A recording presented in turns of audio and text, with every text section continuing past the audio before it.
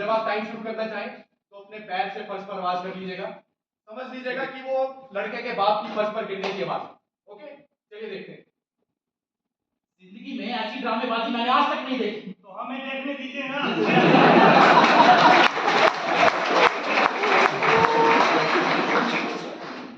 मैं तैयार हूं।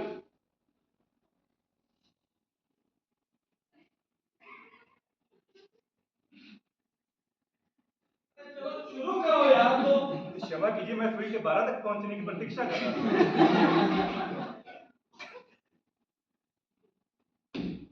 तो ये बूढ़ा था, ये उसने छड़ी उठाई और फिर उसने ये चलना शुरू किया। ये दरवाजा खोला। अरे हटो, इतनी धीरे थोड़ी चलता था वो। हाँ, वो इससे भी धीरे चलता है। कोई बात नहीं, मैं थोड़ा तेज चल।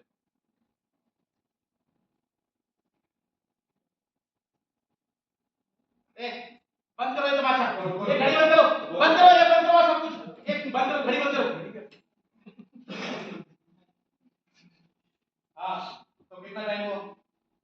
5, 10, 15, 20, 25, 35, 40 और पूरे 40 सेकंड।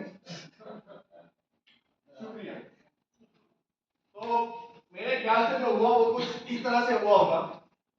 बूढ़े आदमी ने कुछ घंटे पहले बाप और बेटे का झगड़ा सुना और उसे कुछ देर बाद किसी के फर्श पर गिरने की धमक और सामने वाली औरत की चीख सुनाई। वो अपने बिस्तर से उठा, उसने सीढ़ियों तक पहुंचने की कोशिश की, उसे दौड़ते हुए कदमों की आवाज सुनाई दी और उसने ये मान लिया कि आवाज उस लड़के की है। मान लिया, मान लिया।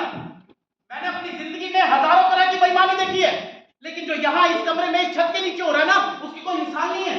अरे जब से ये आदमी इस कमरे में आया, इसने हम सबको परेशान कर दिया अपनी कहानियां सुना सुना कर। पहले गरीबों के बारे में, फिर निचले तबकों के बारे में, उनके दुख और उनके आंसुओं के बारे में। और अगर तुम्हें कोई थोड़ी सी भी कामयाबी हासिल हो रही है ना, तो वो सिर्फ इसलिए क्योंकि यहाँ पर कुछ लोग हैं जिनका दिल रो पड़ा है, तड़प उठा है, हाय हाय करने लगा बिल्कुल औरतों की तरह। लेकिन तुम किसी ख्याल में मत रहना। अरे तुम्हारी बातों का ना मुझ पर इतना सा भी असर नहीं होगा, समझे तुम? और आप लोगों को हो क्या है?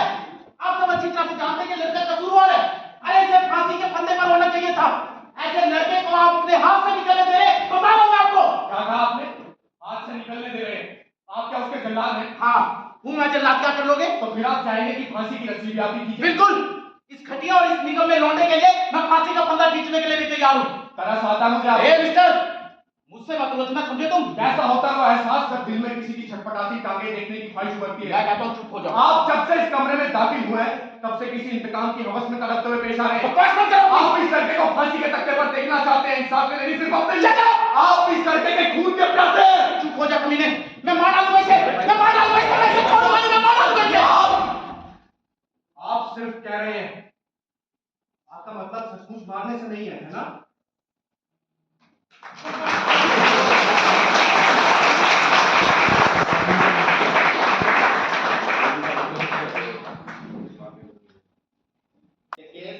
हमारे ऊपर बहुत बड़ी जिम्मेदारी है, जिससे हमारा कोई जान बचे और इस फैसले से हमें कोई नफा नुकसान नहीं होना चाहिए। इसलिए हम सभी अपनी अपनी जगह बहुत स्ट्रॉन्ग होते हैं और हमें ऐसा ही बने रहना है। मेरा मतलब कि हमें इस मामला को जाति मामला नहीं करना।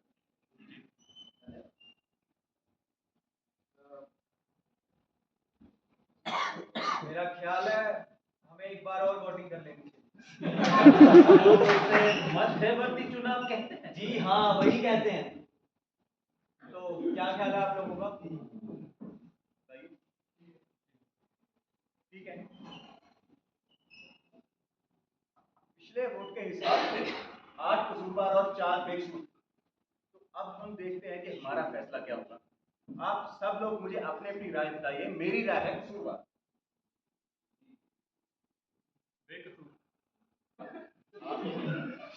कसूरवार, कसूरवार, बेकसूर, बेकसूर या सूरवार? बेकसूर, कसूरवार,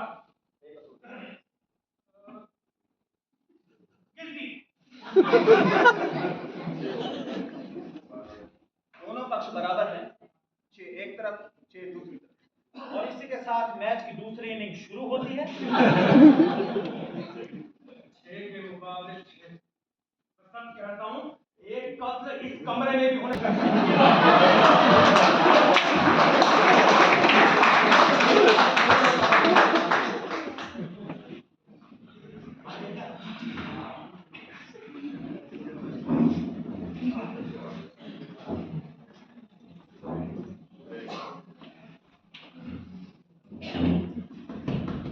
कौन है ये बदतमीज?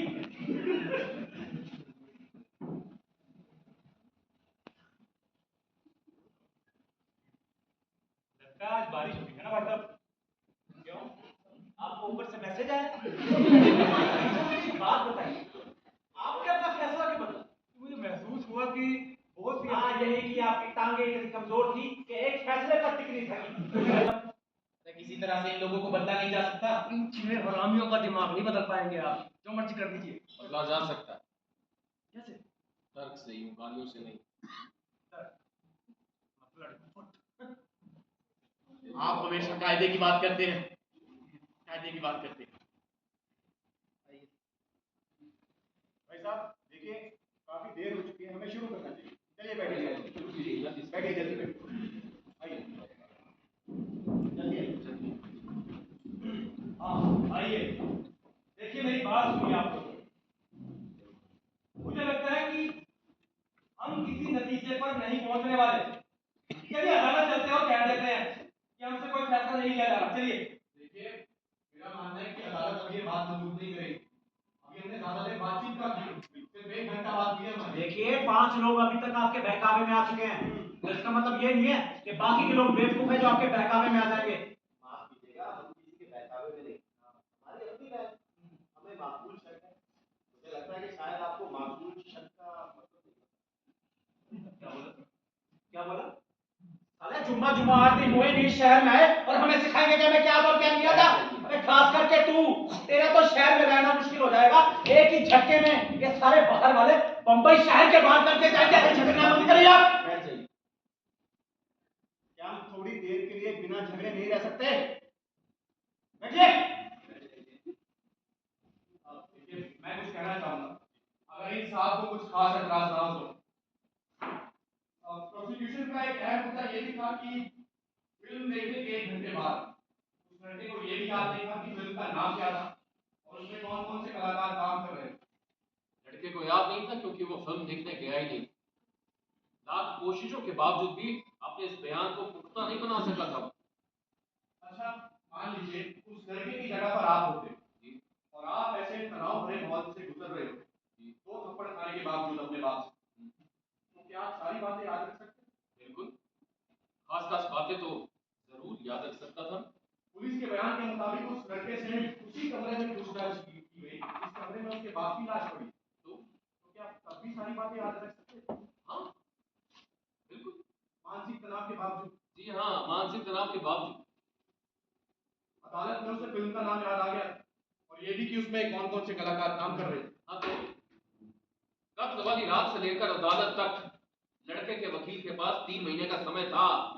इतना वक्त बहुत होता है किसी वकील के लिए उन तमाम जानकारियों को हासिल करना कि किसी खास क्षेत्र में कौन सी खास फिल्म लगी है, उसमें कौन कौन कलाकार काम कर रहा है।